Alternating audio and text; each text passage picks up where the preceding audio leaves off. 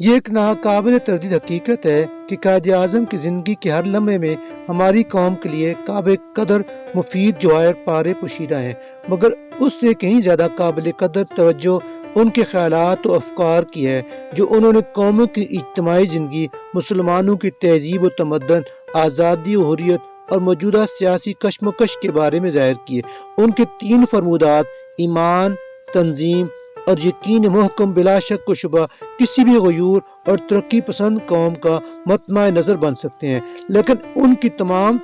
تخلیقات میں افضل ترین تخلیق پاکستان ہے۔ آج ایک آزاد ملک اسلامی جمہوریہ پاکستان کے فرد کی حیثیت سے ہم جس سکون اور اطمینان کا سانس لے رہے ہیں اور پرسکون زندگی بسر کر رہے ہیں، یہ سب قائد اعظم کے انہی ناقابل شکست ارادوں کی کرشمہ سازی ہے، ورنہ آزادی کی قدر ہندوستان کے شہریوں سے پوچھنی چاہیے کہ جہاں پر آج بھی مسلمانوں کی بیٹیاں ہندوؤں اور سکھوں کے گھروں میں بچے پیدا کر رہی ہیں، اور مقبوضہ کشمیر میں آج بھی ہزاروں قربانیوں کے باوجود پوری قوم پابند سلاسل ہے۔ پر ایسی بعمل اور باکردار رہنما کی زندگی اور افکار ہمارے لیے، بالخصوص ہمارے نوجوانوں، خصوصاً طلباء کے لیے مشعل راہ اور بہترین نمونے کی حیثیت رکھتے ہیں۔